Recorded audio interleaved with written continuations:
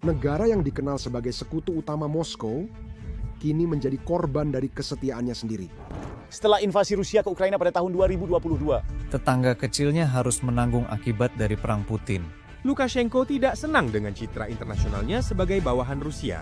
Belarus sedang runtuh hari ini, dan keruntuhannya adalah gejala langsung dari aliansinya dengan Rusia. Angka ekonomi terbaru Belarus menunjukkan Kisah suram.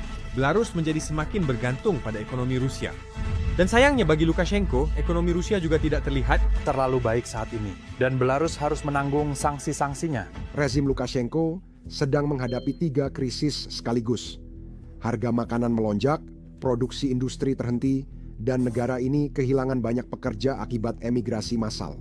Sanksi Barat yang terberat dalam sejarah Belarus telah melumpuhkan ekonomi dan membuat produk domestik brutonya menyusut drastis. Krisis ini adalah kehancuran total. Ekonomi yang dulu stabil kini benar-benar terbuka dan Lukashenko mulai kehilangan kendali. Satu-satunya solusinya, membuat Belarus makin bergantung pada Rusia yang lemah, berisiko kehilangan kedaulatan sepenuhnya. Meski puluhan tahun disanksi, protes, isolasi, dan perang di negara tetangga, negara itu tetap bertahan. Ekonominya lemah tapi belum runtuh. Bagaimana kediktatoran Eropa terakhir ini tetap bertahan? Bagaimana peran politik dalam uangnya? Untuk memahami itu, kita perlu melihat bagaimana negara ini menghasilkan uang, bagaimana membelanjakannya, dan bagaimana menggunakan politik sebagai bagian dari permainan uangnya. Mari kita mulai dengan fakta-faktanya. Belarus nyaris tak punya minyak, gas, garis pantai untuk pengiriman, maupun merek teknologi global. Tapi Belarus punya sesuatu yang dibutuhkan dunia, potas atau potash. Ini adalah sejenis garam yang digunakan untuk membuat pupuk. Belarus adalah produsen terbesar dunia setelah Kanada. Pada tahun 2000, 21 perusahaan milik negara Belarus kali mengekspor sekitar 10 juta ton potas, senilai sekitar 3 miliar dolar. Meski sanksi Barat 2022 larang Belarus pakai pelabuhan Eropa, potas tetap ada. Sebagian besar pendapatannya kini lewat pelabuhan Rusia atau darat ke Tiongkok dan Brasil. Bagi negara kecil seperti Belarus, itu jumlah uang besar hanya dari satu komoditas impor. Belarus juga mendapat uang dengan cara Soviet lama, yaitu membuat mesin berat. Pabrik di Minsk dan kota lain masih memproduksi traktor, truk, dan kendaraan industri. Kebanyakan dikirim ke Rusia, Kazakhstan, dan negara bekas Soviet lain. Pabrik traktor Minsk, misalnya, telah memproduksi lebih dari 4 juta traktor sejak didirikan, dan pabrik mobil Minsk memproduksi truk yang digunakan di seluruh Eurasia. Industri-industri ini memang tidak tumbuh dengan cepat, tetapi tetap stabil. Mereka menjaga lapangan kerja bagi masyarakat dan menghasilkan uang dari ekspor. Mesin dan kendaraan menyumbang sekitar 15% ekspor Belarusia. Namun, disinilah semuanya jadi lebih menarik. Kami sudah menyebutkan bahwa Belarusia tidak memiliki minyak sendiri, tapi secara paradoks, negara ini tetap menghasilkan miliaran dari minyak dengan bertindak sebagai perantara. Rusia menjual minyak mentah ke Belarusia dengan harga diskon khusus. Belarusia mengolah minyak mentah di 2 kilang utama menjadi bensin, solar, dan produk lain, lalu mengekspornya dengan harga pasar penuh. Selisih itu keuntungan bersih dan dulu jadi sumber pendapatan utama Belarusia sebelum sanksi. Meski ada sanksi dan jalur ekspor baru, minyak olahan tetap menghasilkan miliaran per tahun. Namun sistem ini tetap memiliki konsekuensi. Moskow bisa mengubah harga atau memotong pasokan kapan saja, dan mereka sering menggunakan kekuatan itu untuk menekan Minsk agar membuat kesepakatan politik. Dan Belarus tidak berhenti sampai di sini. Minsk juga telah mencoba sesuatu yang lebih modern seperti teknologi.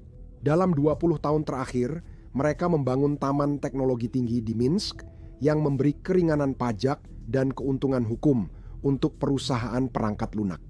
Itu berhasil. Pengembang Belarus berkontribusi pada aplikasi populer seperti Viber dan World of Tanks. Sebelum protes 2022 sektor teknologi menyumbang hampir 5% produk domestik bruto, namun politik sangat merugikannya.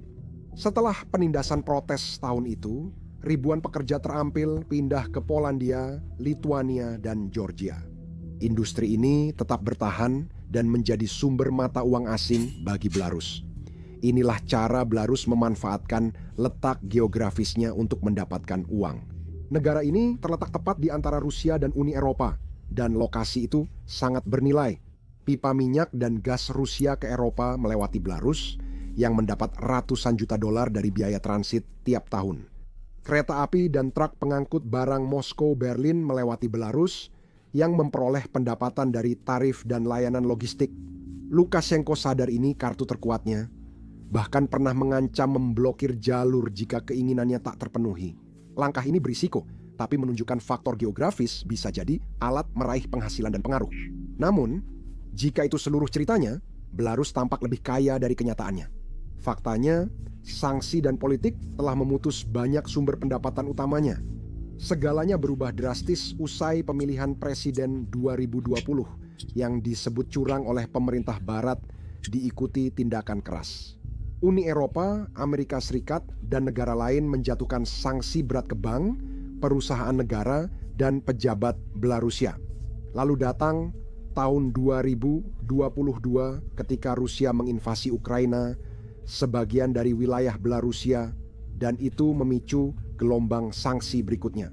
Ekspor potasium ke Uni Eropa diblokir, maskapai Belarusia dilarang terbang di Eropa, dan perusahaan Barat mundur. Investasi asing turun, inflasi di atas 15%. Negara lain akan mengalami bencana ekonomi, tapi Belarusia justru beradaptasi dan tidak runtuh. Mereka mengalihkan ekspornya ke pasar non-Barat. Kalium yang sebelumnya dikirim ke Eropa kini dialihkan ke Tiongkok, India, Brasil, dan Afrika. Produk minyak dijual lewat jaringan Rusia. Belarus ikut inisiatif Sabuk dan Jalan Tiongkok, serta membangun Taman Industri Great Stone, salah satu proyek terbesar Tiongkok di Eropa. Lebih dari 100 perusahaan Tiongkok dan negara lain beroperasi di sana memproduksi elektronik, mesin, dan bahan kimia. Perdagangan Belarus-Tiongkok tahun 2024 hampir 8 miliar dolar, naik hampir 2 kali lipat dari 5 tahun lalu. Negara itu juga semakin bergantung pada Rusia dibandingkan sebelumnya. Moskow memberi lebih dari 35 miliar dolar pinjaman dan subsidi sejak 2022, menawarkan gas dan minyak di bawah harga pasar, serta memperluas akses pasar untuk produk Belarus. Kedua negara mempercepat proyek negara persatuan untuk mengintegrasikan ekonomi, pertahanan, dan sebagian sistem hukum mereka. Integrasi yang lebih dalam ini telah memungkinkan Belarus untuk menghindari beberapa sanksi dan menjaga aliran uang tetap berjalan. Tetapi hal ini juga membuat negara tersebut semakin bergantung pada keputusan Moskow. Ekonomi Belarus langsung terdampak jika Rusia bermasalah. Belarus diam-diam menjadi mata rantai penting dalam jaringan penghindaran sanksi global. Ini salah satu cara utama mereka menjaga aliran uang tetap berjalan meski di bawah tekanan. Sejak 2022, mobil Eropa, mesin, elektronik, dan barang mewah yang dilarang ke Rusia melewati Belarus dulu, lalu masuk ke Rusia dengan dokumen baru. Perdagangan rahasia ini bernilai miliaran dan membantu Minsk dan Moskow menjaga ekonomi tetap berjalan meski ada sanksi. Ini berisiko dan sering tak terlihat, tapi jadi sumber pendapatan penting. Belarus bisa mengubah keterasingan jadi peluang. Kemampuan untuk menemukan uang di tempat-tempat yang tidak terduga itu juga terlihat di dalam negeri sendiri. Selain kesepakatan antar negara dan perdagangan rahasia, pemerintah juga mengandalkan aliran uang tunai yang stabil. Salah satunya yang terpenting adalah remitansi. Warga Belarus yang bekerja di luar negeri mengirim sekitar 1 miliar dolar Amerika Serikat per tahun ke rumah, terutama dari Rusia, Polandia, dan Lituania. Banyak yang pergi usai protes 2020, lalu makin banyak setelah 2022, namun mereka tetap menjaga hubungan. Uang mereka membantu keluarga, meningkatkan pengeluaran lokal, dan membawa devisa yang dibutuhkan. Dalam sistem di mana setiap dolar penting, aliran uang pribadi adalah bagian vital negara. Bukan hanya warga luar negeri yang membuat semuanya berjalan. Usaha kecil di Belarus juga berperan penting. Industri besar masih dikendalikan negara, namun banyak toko kecil, pertanian, dan layanan lokal mengisi kekosongan yang tak bisa dipenuhi pemerintah. Beberapa beroperasi di zona abu-abu hukum, dan para pejabat sering menutup mata karena mereka mengurangi tekanan pada negara untuk menyediakan segalanya. Sebagai imbalan, pajak, biaya, dan izin usaha kecil diam-diam menambah pendapatan pemerintah. Bahkan Lukashenko sendiri telah mengakui bahwa sektor swasta sekarang merupakan bagian yang diperlukan dari ekonomi, meskipun dia masih belum sepenuhnya mempercayainya. Namun semua ini terkait dengan pilar utama kelangsungan hidup Belarus, yaitu hubungan militer dan keamanannya. Sektor ini lebih penting secara ekonomi daripada yang terlihat.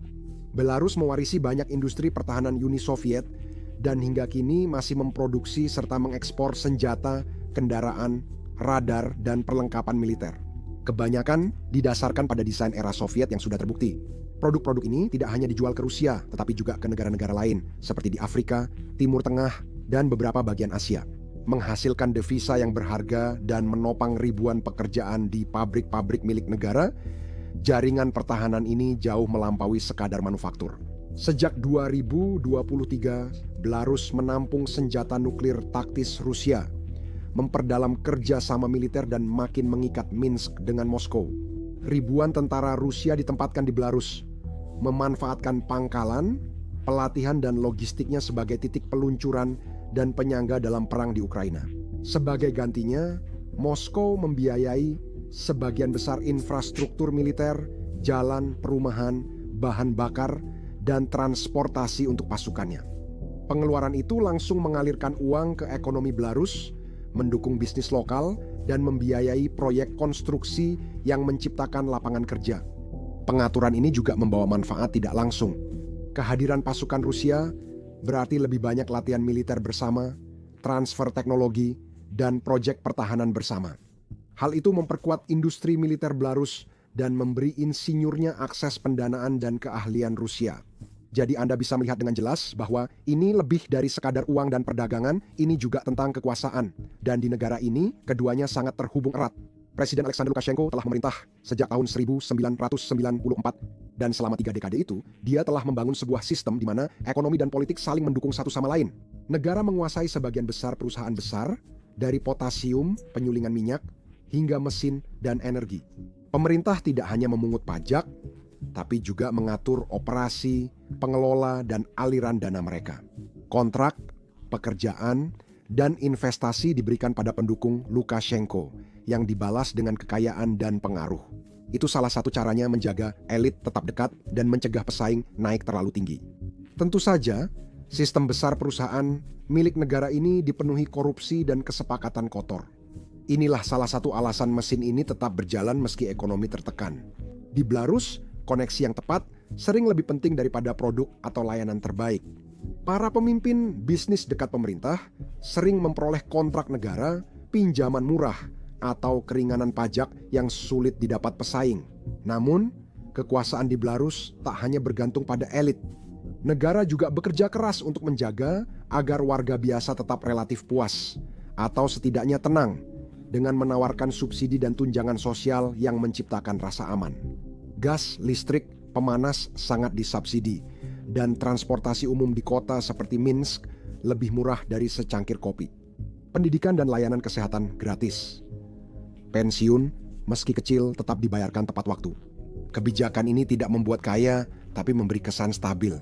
Di wilayah di mana negara-negara seperti Ukraina dan Moldova mengalami pasang surut antara pertumbuhan dan kehancuran, banyak warga Belarus menerima kompromi tersebut. Lukashenko berulang kali menegaskan bahwa mereka stabil dan tahan terhadap ancaman Barat. Namun, bahkan stabilitas itu pun mulai menunjukkan tekanan. Sejak tahun 2020 upah real hampir tidak bergerak dan inflasi telah menggerus tabungan. Gaji bulanan rata-rata 1.800 rubel Belarusia, $550 Amerika, jauh di bawah. Rata-rata Polandia $1.700. Dan kesenjangan itu membuat sulit meyakinkan anak muda untuk tetap tinggal. Sejak 2020 lebih dari 30.000 warga Belarusia pergi, banyak di antaranya anak muda terdidik dan terampil. Kepergian mereka merugikan prospek jangka panjang negara, terutama di bidang teknologi dan teknik. Namun, bahkan eksodus ini adalah pedang bermata dua. Mereka yang pergi sering mengirim uang ke rumah menjadi sumber pendapatan tambahan yang menjaga sistem berjalan. Sejak 2022 jaringan kiriman uang ini terhambat.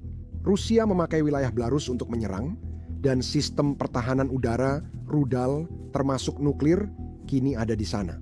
Rusia terus memasok gas dan minyak murah, memberi pinjaman agar anggaran tidak runtuh, serta menyediakan pasar pasti untuk barang-barang Belarus.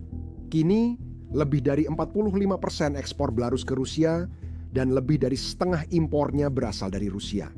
Ketergantungan ekonomi ini memberi Kremlin pengaruh atas Minsk, tapi juga membuat Belarus sangat penting bagi Moskow untuk dibiarkan gagal.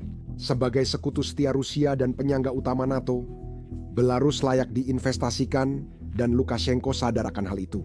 Selain Rusia, Tiongkok juga jadi pemain penting dalam penyeimbangan Belarus.